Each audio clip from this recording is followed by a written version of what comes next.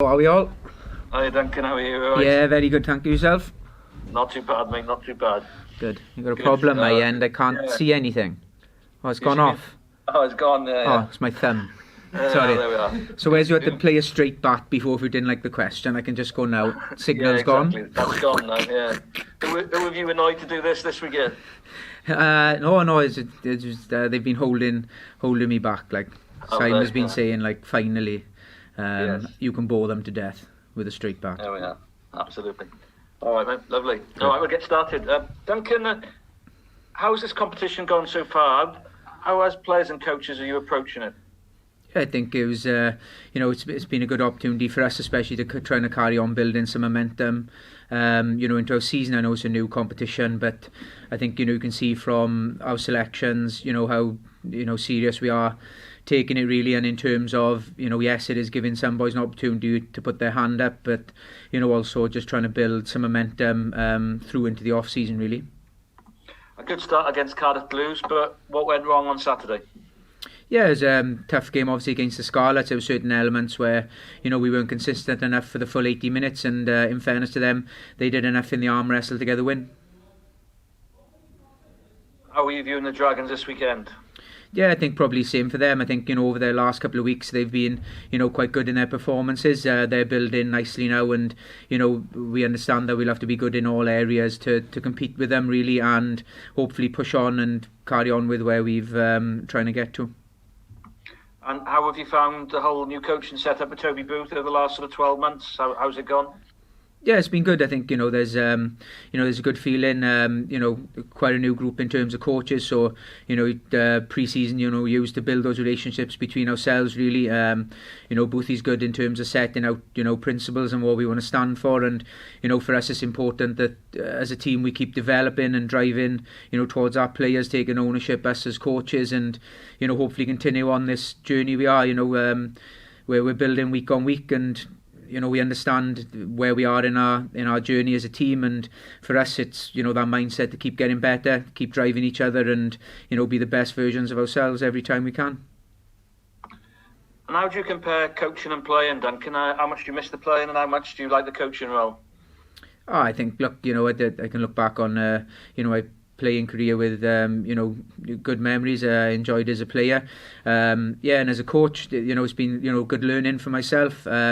But understand realistically, as a player, as a coach, it's easier to tell someone to try and do something, but that's not what you want to do. I mean, it's always a joint effort. It's about feel, it's about understanding, it's about that relationship building, and that's important, that coach-player relationship. That you have some honest, open discussions about what's expected, what's acceptable, but ultimately, our job as coaches is to put a framework in, and try and get the players to see decisions, see what's there in front of them, and our job is to help them have the skill sets to execute what they see. Hi Duncan, there seems to be a lot of exciting new players coming into the Ospreys, and another announcement this lunchtime. That must be hugely exciting to be involved in. Yeah, I think it's important as a group and a squad. You're always looking for competition in places, so we build that depth, we build that competition, so we can be as competitive as always, as much to be competitive for places internally. There's a lot of young boys who've stepped up this season. There's a lot of boys who've been around and putting their hands up, and as I said earlier, really it's just that mindset as a group for all of us to want to constantly get better, and nothing drives that want to get better or improvement by having competition for places. So obviously great that two people want to come and be part of the the progression of what we're going on, and excited to see what they'll bring to the group. And can I ask you about Alan Wynne-Jones? He's obviously, the latest achievement for him is the Lions captaincy, but he's straight back in with you guys. I guess he's probably leading the way as he normally does. He's putting his body on the line. I mean, what does that say about him, and how's he been around the camp since the announcement?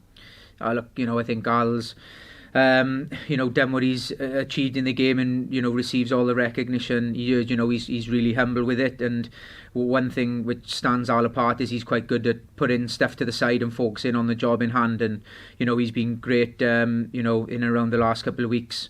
Since it's been announced, but it doesn't change the way he approaches it. He looks at every session as one he can get better in, and that's just testament to him and what he does. And it's great to see him achieve what he has. But like I said, if you asked him, he'd be focused on, what his job is come next training session, and that's just testament to him as a bloke.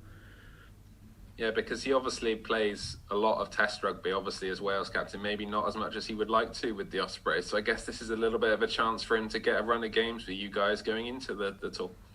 I don't think, we look at that, like all that stuff in terms of game and everything is management. But what I can say for Al is, when he's here, he is 100%, he's huge to our environment, whether he's playing or not. And, he's a real good bloke, and underneath everything, helps, whoever's involved, even if he's not playing. So again, that's, testament to him. And of course, it's great to see him out there for us. But, Al is Al, and, whatever his role within the group is, he does that to the best of his ability and helps everyone be the best they can be.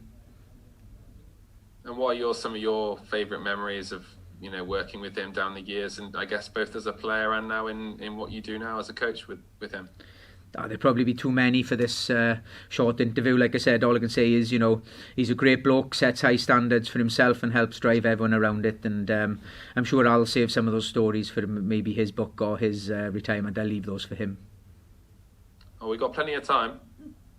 Sorry, we're breaking up, was it? No, I think, like, not to embarrass Al, he's got, a lot to focus on. There's, lots of good memories in and around it. But first and foremost, Al is a really good bloke, is all about, everyone being the best they can and puts the team before everything else. And, I can't say much more than that. Just lastly then, moving on, you've touched on it already, but the Dragons have really...